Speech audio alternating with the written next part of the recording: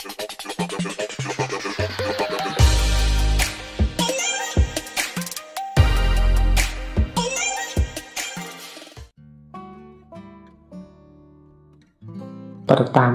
sekarang kita coba tengok apa sih sains itu di mata seorang Mahatma Gandhi. Gandhi bilang begini, apakah sains itu? Hakikatnya sains adalah pencarian kebenaran, hukum-hukum dasar yang mengatur alam semesta. Jadi berarti ilmu pengetahuan itu berarti menurut Gandhi sebenarnya hasil dari kita mencari, memahami hukum alam ini. Baik hukum materi, hukum sosial, hukum jiwa psikologi, hukum ekonomi, hukum politik. Semuanya kan ada pola-polanya. Kalau bahasanya agama ada sunnatullahnya. Dengan pola inilah alam semesta ini beredar, berkembang. Kita manusia mengejar, memahami pola-pola ini untuk nantinya kita daya gunakan, kita manfaatkan demi kemaslahatan yang lebih luas, lebih besar. Itulah sebenarnya sains. Jadi sains itu tidak sekedar hafalan ilmu dan teori-teori, tapi di balik itu sains adalah upaya pencarian kebenaran. Nah, terus ukurannya dia sukses apa? Ukurannya dia memang pas disebut sains apa? Menurut Gandhi, sains dapat disebut sains kalau mampu memberikan kepuasan sepenuhnya kepada kelaparan tubuh, pikiran, dan jiwa.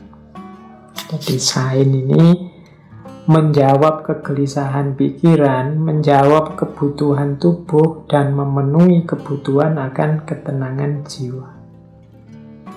Di titik ini nanti sains itu punya standar-standar, ukuran-ukuran. Ukurannya apa? Sains ini manfaat, sains ini sukses. Ya kalau dia memenuhi kebutuhan kita tentang pikiran yang sehat, tubuh yang sehat, dan jiwa yang sehat.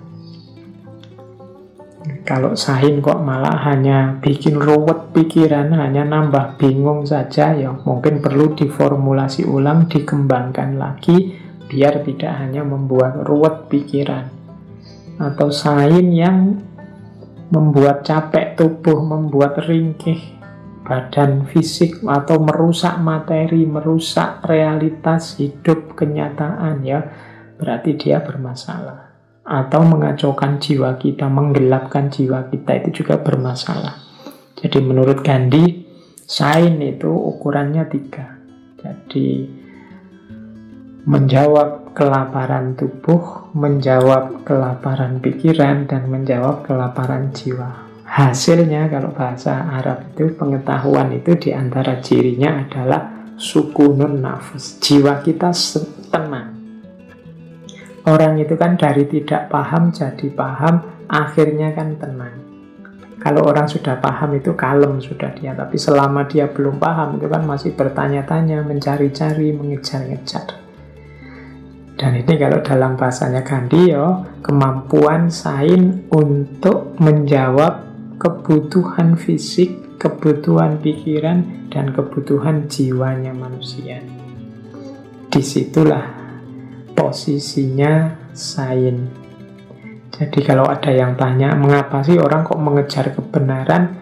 Dia ingin memahami pola-pola dasar yang mengatur alam. Ya karena dia ingin hidup dengan tenang, nyaman, terpenuhi tuntutan hidup fisiknya, terpenuhi tuntutan akal sehatnya, dan terpenuhi tuntutan ketenangan jiwanya. Inilah posisinya sains. Jadi semoga teman-teman bisa menangkap ya arah pembicaraannya Gandhi. Yang selama ini sains kan kita definisikan itu pengetahuan yang sistematis lah, metodis lah, dan lain sebagainya. Ya secara teknis iya. Tapi hakikatnya sains ya sebenarnya upaya kita mencari kebenaran-kebenaran alam dan pola-polanya yang targetnya adalah menjawab kebutuhan materi fisik, menjawab kebutuhan akal sehat, dan juga kebutuhan jiwanya manusia.